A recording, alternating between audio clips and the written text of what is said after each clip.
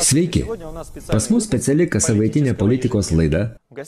Pas mus svečiuose Sergejus Danilovas, darbo grupės Donecko liaudės Respublikos narys ir Andrejus Puškinas, liaudės deputatas DLR. Šiandien mes pakalbėsim apie naują mokėjimų vienetą Donecko liaudės Respublikos. Kaip tik, Sergejus Danilovas atvežė pavyzdžius ir daug smulkiau papasakos, kas tai per mokėjimo atsiskaitimo vienetą.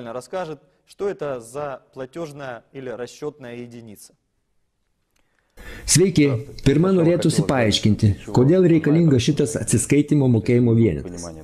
Nes jeigu nebus supratimo, kokiu tikslu įvedami mokėjimo ženklai, tai bus labai daug išsigalvojimų ir kiekvienas prisigalvos naujų istorijų apie tai, kas iš tikrųjų vyksta. Šiuo metu mes esame stebėtojai globalios krizės ir ta krizė yra globali. Tai valdymo krizė, finansinė krizė, ekonomikos krizė, tai krizė, kuri neša žmonijai sunaikinimus, tai arabiškas pavasaris ir šiuo metu visi įvykiai Ukrainoje.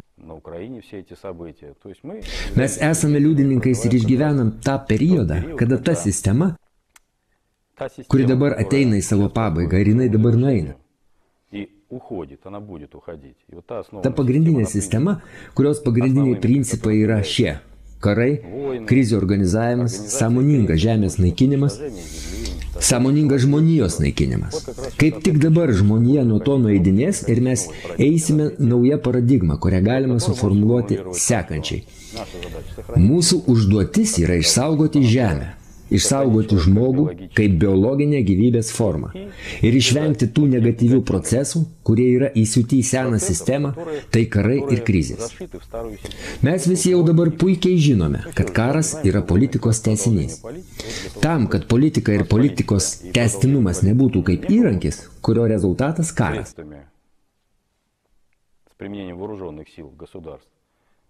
O mes su jumis galėtume tik bendrauti ir žmonės galėtų tik susitikti, o ne susidurti. Tam tikslui buvo sukurta darbo grupė. DLR prezidiumo sprendimu spalio 24 dieną. Pradėjome mes darbą spalio 27. O šiaip mes jau dirbome nuo kovo mėnesio. Mes stebėjome situaciją, kas vyksta DLR, kas vyksta geopolitikoje. Kokiu būdu mums išeiti iš krizinės situacijos, kurioje dabar atsidūrė mūsų respublika. Išanalizavus visą tai, mes priėjom išvados, kad čia DLR yra taškas, kuriame susiduria geopolitinės jėgos, tokios kaip sena politinė sistema. Pavadinkim tai kapitalistinė, kuri laikosi ant dolerio valdžios. Ir naujos sistemos, kuri ką tik gimsta. Ir DLR teritorijoje šitoj respublikoje, kuri dar vadiname Novorosija, gimsta gimimas naujos pasaulio tvarkos, kuri pakeis seną sistemą. Tai yra sena sistema pastatyta ant parazitavimo, kur parazitavimas tai kaip viena iš tos sistemos finansinių funkcijų. Nauja sistema neleis to daryti. Valstybė, kaip tokia, bus orientuota į žmogų, pirmoje eilėje į žmogaus dauginimąsi, vystymosi sąlygų sudarimą, kurio žmogus kaip būtybė, kaip vienetas galės dvasiškai tobulėti. Bet jokių būdų neįtakos tų procesų, kurie vyks pačiame žmoguje. Todėl, kad neliečiamybė, tas liečia ir tikėjimo pasirinkimą. Visa tai, kas liečia žmogaus vidinį gyvenimą, valstybė gali tik aprūpinti, bet jokių būdų nesikišti, kur žmogus pats nusprendžia, kuriuo keliu jam eiti, link Dievo ar link velnio. O pasirinkimo teisė visada buvo šventai neliečiama.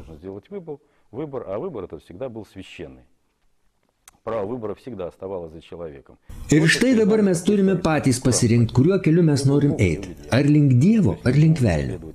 Tai yra, ar mes seksime senos parazitinės sistemos, ar visgi prisiminsime, kad esame sukurti pagal Dievo atvaizdą ir panašumą ir taptume patys kūrėjais. Va iš šitų pozicijų darbo grupė į tą užduotį, kuri buvo jiems iškelta. Kaip mums išeiti iš krizės, kokie instrumentai pateikti darbo grupiai. Tam, kad sukurt naują tvarką, naują požiūrį į žmogų ar planetą, mes siūlom nueiti nuo parazitinės sistemos ir sukurti nepriklausomą finansinę DLR Novorosijos sistemą. Kam tai reikalinga?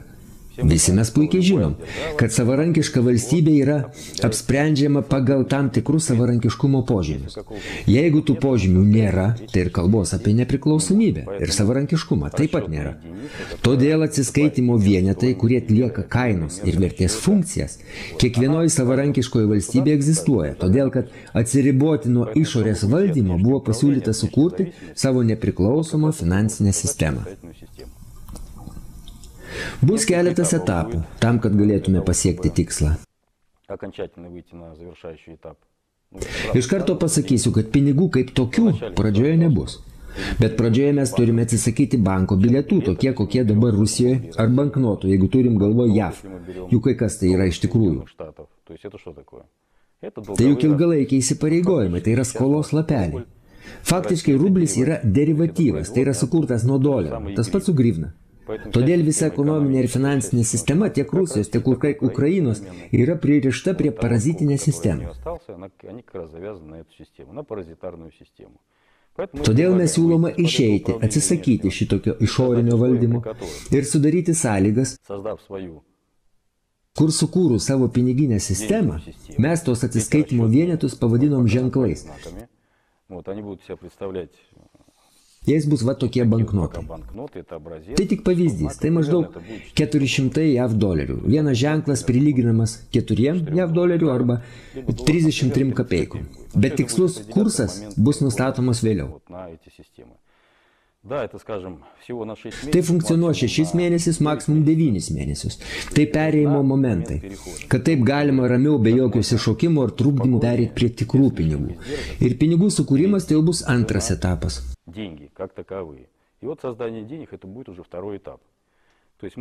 Mes turim pereiti nuo bankų raštelių. Mes kaip visi jau senai žinom, kad pinigų nėra ir jų jau nėra apie 300 metų. Nuo to laiko, kai pinigams buvo suteikta nebūdinga kaupimo funkcija. Mes ir sakom, kad mūsų atsiskaitimo ženklai tokios funkcijos neturės. Tai bus pats likvidžiausias ir pats greičiausiai gendantis produktas, kurį visi norės tik atsisakyti.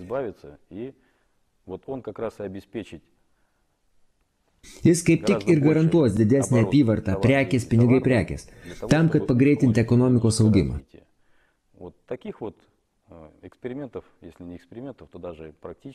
Tokių praktinių pavyzdžių buvo pakankamai daug.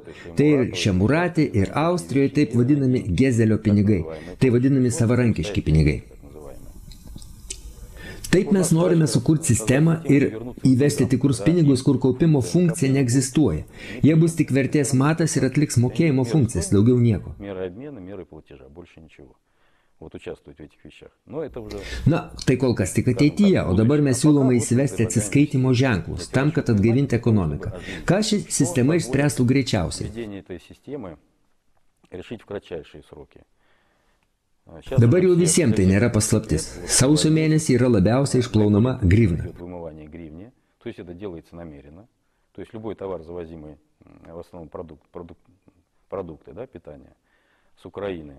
Tai yra, kai išvežamos bet kokios prekės iš Ukrainos, iš karto išplaunami pinigai ir joks Ukrainos centrinis bankas čia neužveš grynų pinigų.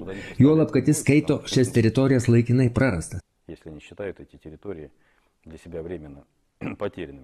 Todėl, kad kompensuoti pinigų masės trūkumą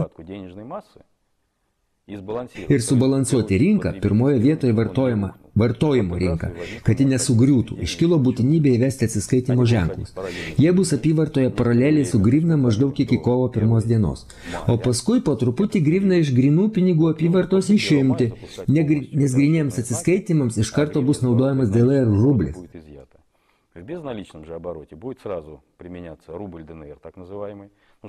Kad būtų aiškiau, reikia suprasti, ką mes kalbam apie DLR rublį ir jo atstovą kaip atsiskaitimą grynaisiais šitą atsiskaitimo ženklą. Jeigu mes paimsim Ukrainos įstatymus 1991 metų, kuriuos pasirašinėjo Kravčiukas, tai Ukrainos Karbovanso atstovas grynųjų pinigų atsiskaitime buvo kuponas. Mes visi tai dar puikiai prisimename. Sovietų Sąjungos rublis buvo pakeistas Ukrainos Karbovansu, o jo atstovas kaip atsiskaitimas grynaisiais buvo kuponas. Schema buvo tokia pati. Todėl mes ir kalbam, DLR rublio atstovas gryniem atsiskaitimam bus atsiskaitimo ženklas. Šis labai daug slaviškos simbolikos, banknotas labai įdomus. Mes grįžtam prie savo kultūros. Čia visa runų eilė, pasalomas, kolovratas, saulėratis, strėlės ir rūgiai, seni simboliai, konas ir tos brangios protėvių žinios ir pergalės ženklas Georgijus. Вот они расположены, как раз, да, Георгий победоносец и так далее. Здесь и древний символ. Seni ženklai, karūna, dvi galvės erelis, simbolizuojantis vyrišką ir moterišką pradą. Vienoje letinoje jis laiko strėlės. В одной лапе он держит стрелы, но не обычные стрелы, а наши, те, которые еще изначально были. Вот, а в O другой kitoj rūgius. Strėlės tai kaip apsigynimo simbolis, kad DLR ir Novorosija turės jėgų ir galimybių apsiginti. O rūgiai tai turbūt derlinga žydinti žemė ir laimingi žmonės. Это все-таки должна быть процветающая земля, процветающая территория и люди счастливые и радостные, живущие на этой территории. Вот. 9 apsaugos lygiai yra net tokie, kurių net neturi nei doleris, nei rublis. Jeigu mes pažiūrėsim į šitą apatinę dalį, tai čia pagal specialią kompiuterinę programą sukurta tokia matrica, Такая матрица, которая kuri specialiom priemonėm, kurios bus bankuose, bus galima nustatyti patikrinti serijos numerį. серийной. Сверяться. Более того, Padirbti tokį ženklą bus galima, tačiau kiekvienas bus greit išaiškintas, todėl kad kiekvienas ženklas turės savo individualų numerį ir bet kuris žmogus gavęs tokį ženklą per Centrinį Respublikos banką duomenų bazę galės apsitikrinti, ar pas jį padirbta kupiūra ar ne. проверить, у него фальшивая купюра, либо нет. То есть сделать запрос. Эта база данных будет... Šita duomenų bazė bus perduota banku. Pridėjus tam tikrą matricą, išsišviečia numeris, pagal kurį daroma užklausa telefonu ar per internetą ir pasitikrinama. Телефоны вот обычные, либо через интернет. Todėl bus galima padirbti tik vienetinę kupiūrą padauginus ją, bet jinai bus iš karto identifikuojama. Jinai bus įvesta tik pusmečiai. Tai tikslo ją padirbinėti kaip ir nebus. Dar yra apsaugos priemonė, aš atnešiau specialiai mikroskopą didinantį 60 kartų. Можно будет, конечно, потом либо снять, вот, показать, потому что здесь вот разрешение 60, обычным увеличительным стеклом не увидеть. Taip, kad plika akim mes to negalim pamatyti. Čia yra juostos ir eina mikrotekstas. Es Boga vedaju glagoliu dobro, glagolio dobro, jes zinz. Глаголе добро, да, то есть есть жизнь. Вот. А с этой стороны вот как раз... O kitoje pusėje tokia matrica, kur sena bukvica, 7 ant 7 iki Kirilo, taip vadinamos 49 bukvicos. Čert daugiskaitoje čari, todėl pati iš savęs kupiūra labai įdomi. Сама по себе купюра, она очень интересна. И Сурия... Ir Surija, kur mes dabar Saulę vadinam, ir Alatyrių galim rasti, ir daug kitų daiktų, kurie simbolizuoja slavų kultūrą. Tai yra toks ženklas, kuris labiausiai tinkama šiandienai. Наиболее, вот сейчас пишется в то, что есть. Ну, вот если... O jeigu kas nematė Rusijos rublių, čia yra Rusijos bankas, tai mes čia turime laikinosios vyriausybės herbą. Если вы посмотрите, то здесь у нас герб Временного правительства. Вот возьмете в интернете... Surinkus internete Kerenskio banknotai 17 metų, tai mes turime realiai su nuleistais sparnais, be valstybingumo simbolių, ir tai tas pats herbas, kuris buvo prie laikinosios vyriausybės. Šiai dienai Rusijos finansinė sistema, kaip ir Ukrainos finansinė sistema, yra valdoma tos pačios laikinosios vyriausybės, kurie atėjo prieš 100 metų, faktiškai niekas nepasikeitė. Problema tame, kad mes nenorim matyti akivaizdžių dalykų, todėl kad sunku užėjus internetą kažką susirasti ir pasidomėti. Mes užsiėmėm to, kad mus pastatė į tokias sąlygas, prie kurių mes paprasčiausiai išgyvenam. Mes užsiėmėm bėgiojimu, kad kur tai prasimanyti pinigų, kad galėtum prasimaitinti. Gerai, žiūrėkit, mes visą tai pamatėm. Labai gerai, kad jie yra sukurti, kad yra visokie ženklai ir runos, kad jie yra apsaugoti ir visa kita. Bent konkrečiam etape, ar yra atsakymas iš DLL lyderio Aleksandro Zacharčenkos? Taip, mes įvedam šitos ženklus ir jie bus įvesti. Ir dar vienas klausimas. Šiame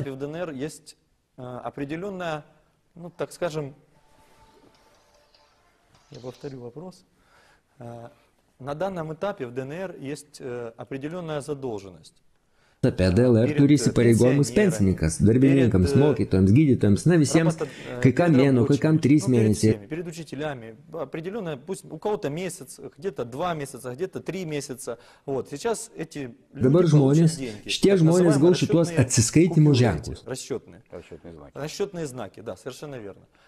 O užsinorės jie kažkur išvažiuoti. Kaip ir kur jie juos galėtų įsikeisti, pagal kokį kursą, kokie bus mechanizmai. По какому курсу и какие вот эти механизмы, расскажите, что делать с этими? Потому что украинский народ научен... Nes ukrainiečiai pasimokė dar 90 metais ir iš tų kuponų pas kiekvieną dabar jų pilni albumai kaip suvenyrų. Dar turi ir sovietinių rublių ir grivną, kiek suprantu, tuoj bus. Ar tokio pat... Nesulauks likimo ir šitie ženklai, jeigu jie bus naudojami tik maisto produktams ir daugiau niekur. Кроме чем на продукты не на что будет тратить, то они отложатся и осядут в карманы. Tie nusės žmonių kišenės ir jokio mechanizmo. Sakykime, jeigu tai būtų auksinė moneta, tai ir liktų auksinė moneta, nepriklausomai kokie tai metai, ar era, ar kokia nuotaika Lombardija, vis tiek būtų auksinė. Kuom garantuota šito popieriuko vertė išskyrus tuos žodžius, kuriuos jūs jau pasakėte? Atsakymas į pirmą klausimą. Darbo grupės užduotis buvo rasti mechanizmą ir pasiūlyti būdus ir metodą. Pasiūlyti metodologiją, kaip išeiti iš susidariusios krizės. Mes tai ir padarėme. Mes atidirbom ir tie instrumentai, kurie yra mūsų pasiūlyti, mūsų nuomonė, nors yra viskas aprobuota mokslinių lygmenių, tiek Peterburgo, tiek Maskvos, tik yra keletą nuomonių tik dėl įvedimo taktikos.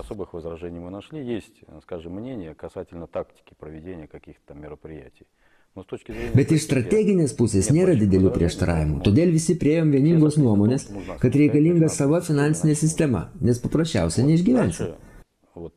Pirmas darbo grupės etapas pasibaigė ir buvo sukurta tik šiam tikslui.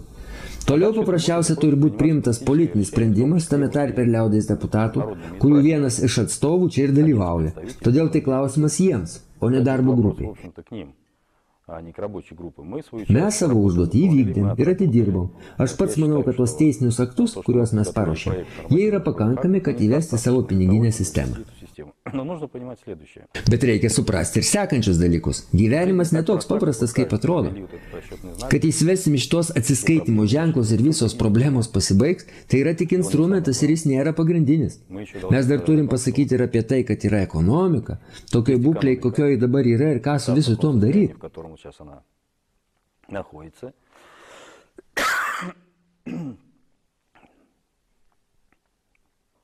Вот, и что-то нужно делать с этим совсем. Finansai yra tik instrumentas, tai tik kraujas tam, kad ekonomika pradėtų veikti. Ką mes dar siūlome iš ekonominės pusės? Visų pirma, sudaryti planinę ūkio sistemą. Todėl pasiūlyta sukurti valstybinę plėtros korporaciją DLR, kuri pasiims pas save į balansą visas valdiškas įstaigas ir tai, kas ненаудinga privačiam sektoriui. Которая возьмет на себя баланс все государственные предприятия и все то, что вот сейчас невыгодно частнику использовать. То есть должно на себя взять государство. Tai geležinkelis, vamzdynų sistema, kuri šiuo metu neveikianti. Kas liečia mediciną, tai visa medicina.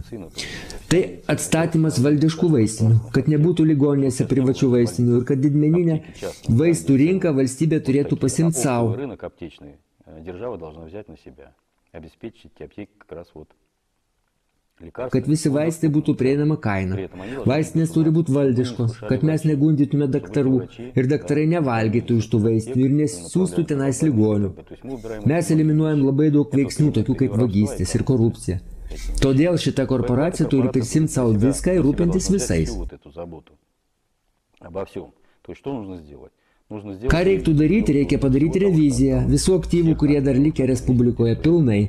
Jeigu tai aktyvai, kurie yra palikti, juos reikia įsitraukti į balansą. Jeigu jiems reikalingi kokie tai resursai, reiškia, reikia jiems duoti tuos resursus. Jeigu jie sėkmingai dirba, kaip dabar kai kurios įmonės, kurios moka mokesčius, Ukrainos valstybė ir papildo jo sodros biudžetą. Reikia apsispręsti, kokiu būdu bendradarbiauti tokiom įmonėm. Čia jau grinai ūkiniai santykiai, bet vienodom ir lygiom sąlygom. Tas pats su mokėjimo ženklais, tai tik kaip atstovas grinų pinigų apyvartų. Dabar kas liečia socialinius įsipareigojimus.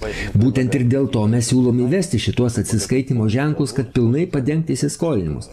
Kad nesigautų taip, kad DLR yra perėmęs įsipareigojimų kokios tai valstybės, o vykdytų įsipareigojimų negali. Kad ir kiek grivnų čia neprivežtų, visi socialiniai įsipareigojimai vis vien nebus įvykdyti. O įsivedus atsiskaitimo ženklus, visi įsiskolimai bus padengti, kad ir ne iš karto, per keletas mėnesių. Nes jeigu žmogus negavo darbo užmokesčio kokius 5 mėnesius, tai nereiškia, kad jis gaus viską iš karto. Visą tai reguliuos finansų ministerija DLR, jinai planuos visas išmokas. Toliau ką daryti su šitais ženklais? Tai tą patį, ką ir Rusijoje, Baltarusijoje ir Ukrainoje. Sakykime, aš išvažiuoju iš Ukrainos, aš grivnas keičiu į rublius. Tas pats ir čia.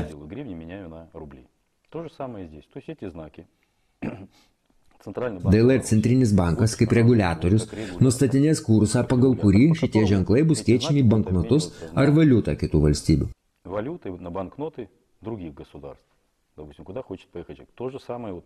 Tas pats liečia ir privatų verslą.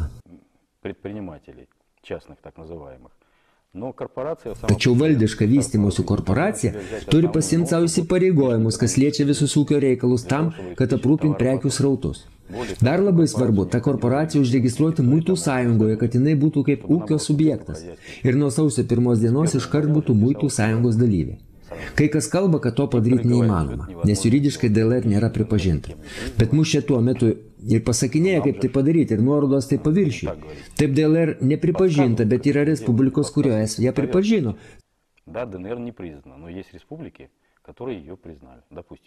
Sakykime, Pietų Osetija ir Abchazija juk pripažino. Todėl galima užregistruoti ūkio subjektą Osetijoje. O juk Pietų Osetija yra pripažinta Rusijos ir niekasgi neuždraus tam juridiniai asmeniui užregistruoti Rusijos federacijoje ūkinį vienetą, kuris jau bus Rusijos ūkinis vienetas. Tai kaip tik ir bus perfinansuota ir perkredituota ir tik tada, kaip sakoma, ekonominė blokada bus nutraukta.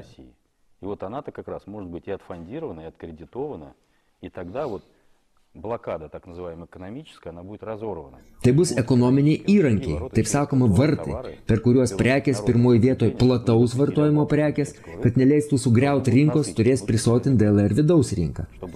Kad nebūtų alkio baimės dėl ateities, juolab žiemos periodų. Mes žinom, kad niekas taip nedeformuoja psichikos kaip šaltis ir alkis. Šitų dalykų mes turim išvengti. Jeigu sušildyti dar mes galim, prie tų resursų, kuriuos mes turim, tai pavalgydinti žmonės yra valstybės pareiga. Maža to, reikia garantuoti išmokas pagal savo socialinius įsipareigojimus. Be savo mokėjimo vieneto tai padaryti nėra įmanoma. Pirmą grivnos jums nieks neduos, o rublio įvest negalima. O kodėl? O todėl, kad pasaulinė bendruomenė pasakys, kad jūs suteikėt pagalbą separatistams ir taip toliau.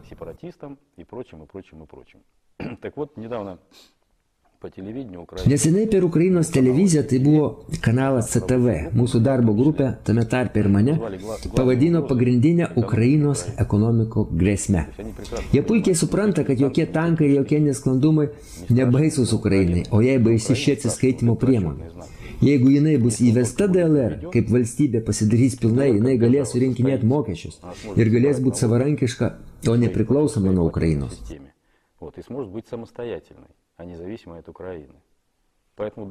Todėl mūsų grupė skaito didžiausių Ukrainos ekonominių priešų. O kodėl Ukraina? Gi mes jau keliam tikslą, kad teritorija turi būti vientisa. Kodėl mes turime mesti savo kraujo brolius į Lvovę, Voronežę, Rovensko sritį? Там, скажем, в Воронежской той же области, да, в Ровенской области.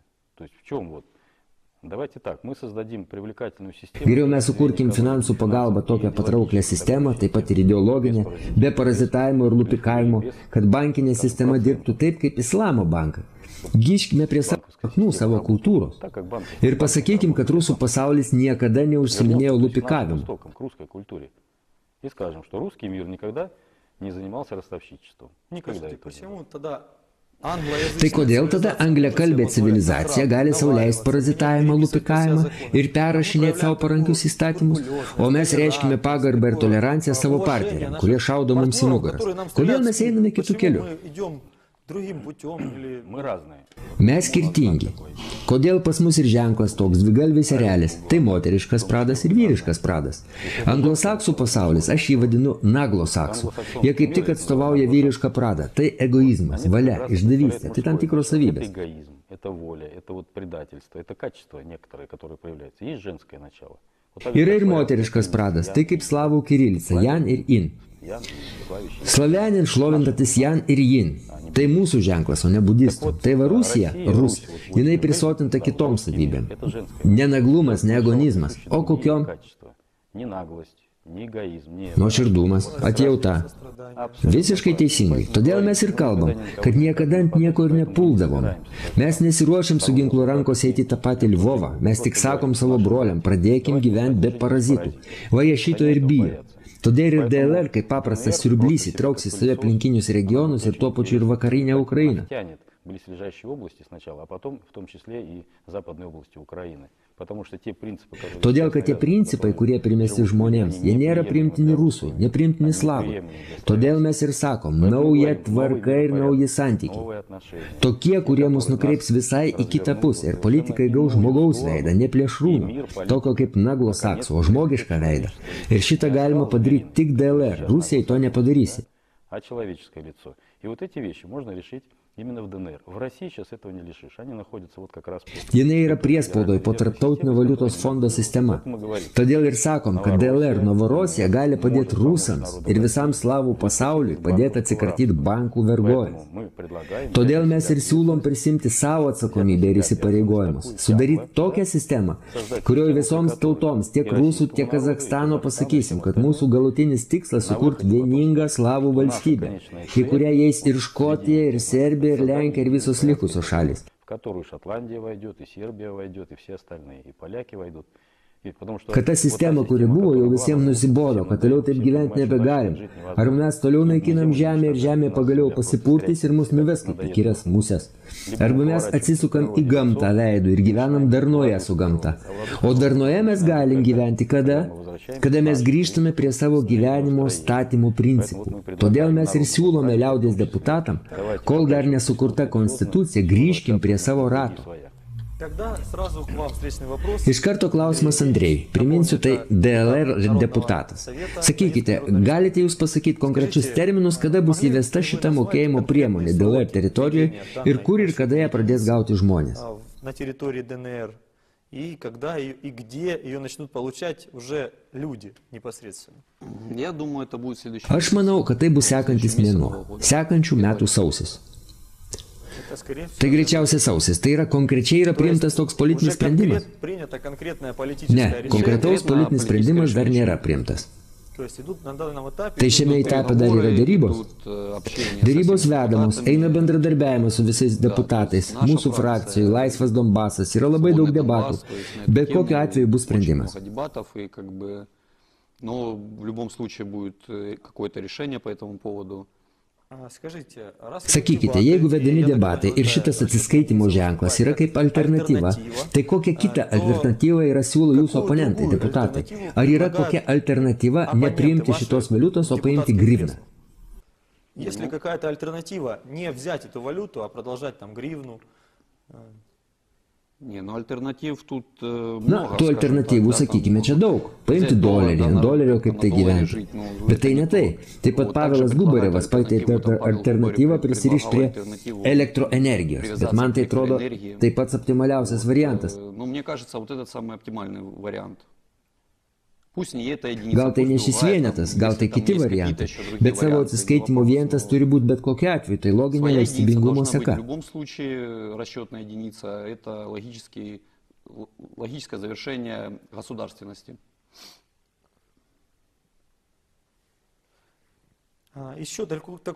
Dar toksai klausimas. Ar vedami tokie darbai šiuolaikiniai DLR ne vien tik žmonių skirstimų į rytinę ar vakarinę Ukrainą, o tautos kūrime, ne armijos ar valdžios, visi suprantame, kur armija priklauso nuo vado. Народа, не правительства, не армии. Понятно, что армии зависят от, так сказать, главнокомандующего. Ir kad kada vedamas prieš karinį vadą. Vedami tokie darbai tautos kūrimo. Pas mus visus vieni ir tie patys protėviai. Tai yra šio principu ar kitu. Koks darbas vyksta? Может, на этой основе, может, на каких-то других принципах? Какая работа ведется? Да, мы все... Mes visi broliai ir giminės. Ir visi tie, kurie kovoja prieš mus, tokio pačio kraujo, tos pačios genties, tokios pačios odos spalvos. Такого же рода, такого же цвета кожи, как бы для нас тоже непонятно. Mums taip pat nesuprantama šitas karas, kada paprasti žmonės žudo vienas kitą. Todėl visai nesenai buvo priimtas toksai sprendimas, kad būtų pradėti darbai,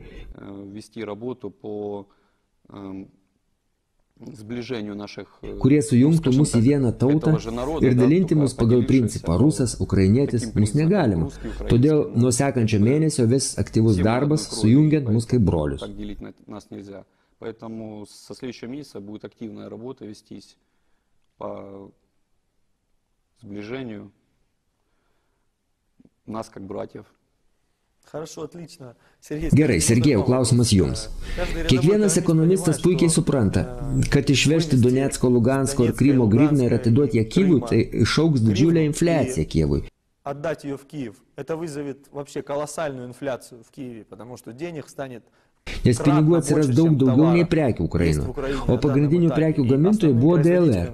Ar tai nėra pagrindinis faktorius, dėl kurio įvedamas jūsų atsiskaitimo vienetas, o ne stabilizacija DLR? Ваши расчетные единицы, а не стабилизация социальной политики ДНР. Įvedant atsiskaitimo vienetus, tai leistų stabilizuoti ne tik DLR finansinę sistemą, bet ir Ukrainos. Paaiškinsiu, kodėl. Sakykime, jeigu mes paimam Rusiją, tai pinigų masės poreikis yra patenkintas 35-38%. Maksimaliai tai buvo 40%. Ten dūsta ekonomika. Pinigų masės paprasčiausia trūksta. Ta pati politika vyksta ir Ukrainos teritorijoje. Jeigu mes paimsim diskonto normą ir dabar neseniai išvestas Rusijos centrinio banko bazinių palūkanų normą 18%, refinansavimo palūkanos, rezervo palūkanos, bet kokiu atveju pinigų badas jaučiamas tiek Rusijoje, tiek Ukrainoje.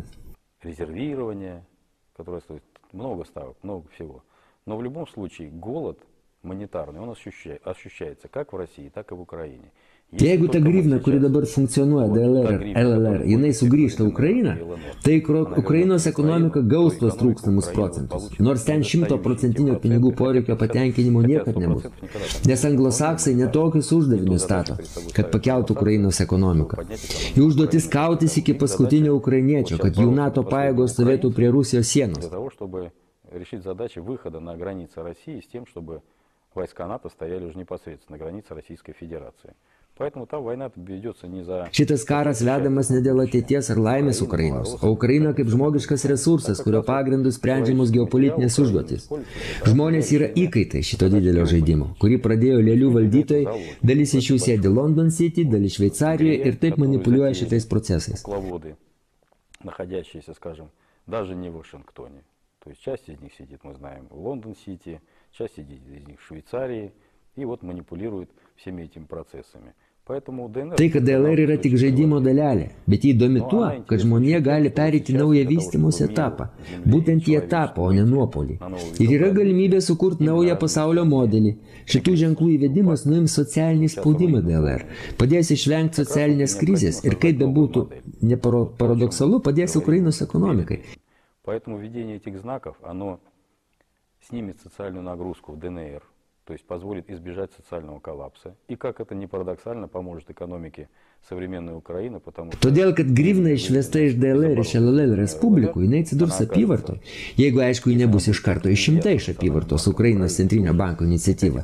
Ir vėl Ukrainos ekonomika nebus pasodinta ant bato vietos, kuri neleistų įvystytis. Todėl, kad nereikalingų pinigų nėra ir būt negali. Todėl, kad tiek rublio, tiek grivnos emisija yra pririšta prie dolerio. Emisijos centro neturi nei Rusija, nei Ukraina. O mes ir sakom, sukurkim DLR savo emisijos centrą. Nepriklausomą nuo federalinės rezervų sistemos, nepriklausoma nuo rublio ir centrinio Rusijos banko, nepriklausoma nuo grivnos ir Ukrainos centrinio banko. Dar daugiau, mes su emisijos centru sukursime ir kredito centrą, kuris kredituos su nulinė palūkanų norma. Nulis. Мы создаем кредитный центр, который будет кредитовать с нулевой процентной ставкой. 0. То есть кредита как такового не будет. Kreditų kaip tokių nebus. Bus paskola.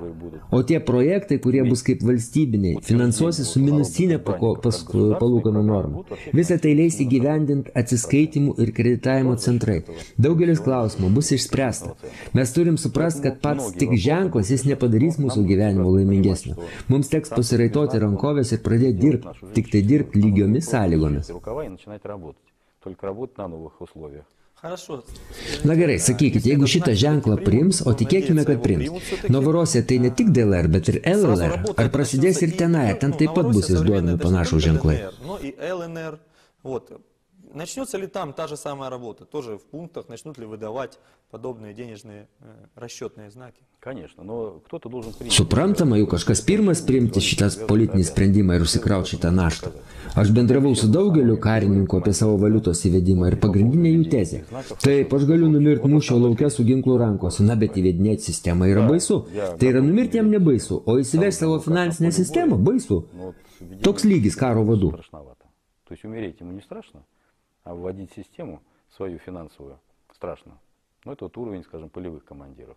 Поэтому на самом деле вопрос очень непростой. Taip, kad klausimas nėra paprastas, čia reikia turėti ne tik politinį sprendimą, bet ir supratimą, kur apskritai eina pasaulis ir galvoti sistemiškai. Kas dabar yra bėda Donecko liaudės Respubliko valdžios. Paprasčiausiai gavos taip, kad valdžioje neatsirado žmogaus, kuris suprastų, kas yra valdymas. Так, что во власти ДНР не оказалось человека, который разбирается в управлении, знает, что такое вообще управление как таковое. Ir niekas per paskutinį pusmetį nepriiminėjo protingų valdymo sprendimų. Ir visa tai, kad žmonės neraštingi valstybės valdyme. Leiskit papildyti klausimą. Atskleisiu tokią paslaptį. Sausio 5 dieną deputatai ruošės važiuoti į Lugansko liaudės Respubliką pas deputatas. Na, sakykim, pas mus patirties daugiau ir pasidalinsim, ką mes padarėm ir kaip mes padarėm, nes pas mumis palyginus su jais pasiekimų daugiau. Ir taip pat aš planuoju paskleisti informaciją apie piniginius vienetus Lugansko liaudės Respublikos deputatų. Донести вот эту информацию по поводу денежных знаков, тоже поднять этот вопрос с представителями депутатов от ЛНР. Gerai, ačiū. O aš norėjau priminti, kad šiandien pas mus studijoje buvo Sergejus Danilovas, darbo grupės pirmininkas Donecko liaudės Respublikoje. Ir Andrėjus Puškinas, Donecko liaudės Respublikos deputatas. Leiskit Donecko televizijai palikti šitą mokėjimo ženklo pavyzdį, nes su laiku tai bus retenybė.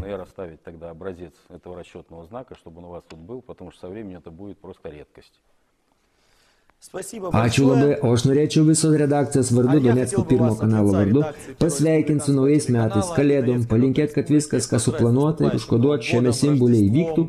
Пожелать, чтобы все запланированное и закодированное в этом символе все-таки сбылось. Ir kad šventa Rusija stotų į teisingą kelią, kad karas greičiau pasibaigtų. Ни поврежденной ни веры, ни традиций, ничего. Ну и, конечно же, чтобы война это поскорее закончилась.